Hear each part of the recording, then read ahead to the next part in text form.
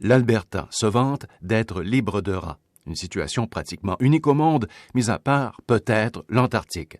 Elle compte en partie sur sa géographie singulière, montagnes à l'ouest, toundra au nord, désert des Badlands au sud, et à l'est, la prairie, pleine de cultures du grain, certes, dont les rats sont friands, mais ceux-ci se déplacent ordinairement d'habitation en habitation, et ici les villages sont distants souvent de dizaines de kilomètres.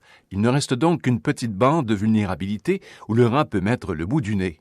Le long du sud-est, sur une trentaine de kilomètres, dans la région de Medicine Hat, et c'est là qu'attend la patrouille du rat, prête à bondir à la moindre alerte.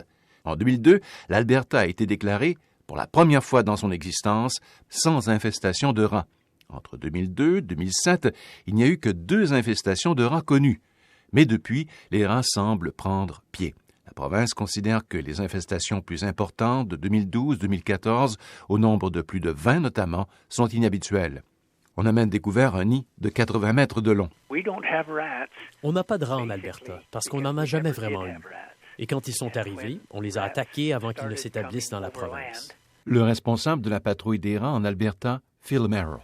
La Saskatchewan fait un très bon travail de dératisation et 2/3 des municipalités rurales en Saskatchewan n'ont pas de rats. Alors il y a maintenant moins de rats qui nous viennent de l'Est. Et quand à l'occasion on voit des rats, on s'y attaque tout de suite. On note une augmentation des populations de rats également à Vancouver et maintenant, comme le montrent ces images, à Toronto, la plus grande ville du Canada. Des chercheurs de l'Université de la Colombie-Britannique, sur la côte ouest canadienne, suggèrent donc aux villes de se doter d'une politique globale de lutte contre les rats. Les villes pourraient s'inspirer en partie, dit-on, du programme de dératisation mis en place dans les années 50 par l'Alberta.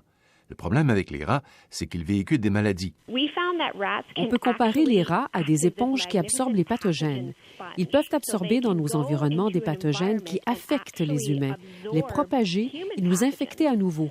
Chelsea Hemworth est vétérinaire et chef d'un projet de recherche sur les rats à Vancouver.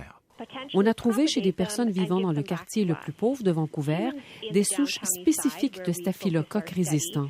Et on a trouvé chez les rats du quartier exactement la même souche de staphylocoques résistants aux antibiotiques. On a aussi trouvé chez ces rats la bactérie C difficile et une souche de E. coli résistante qui affecte aussi les humains. Alors selon nous, ça démontre que les rats sont un plus grand danger pour notre santé que ce qu'on a cru jusqu'à maintenant.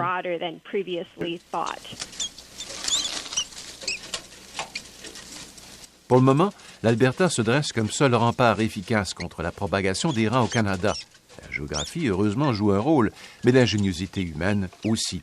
Toujours un pas au-devant des rats, sinon un pas en arrière. Un reportage de Radio-Canada International.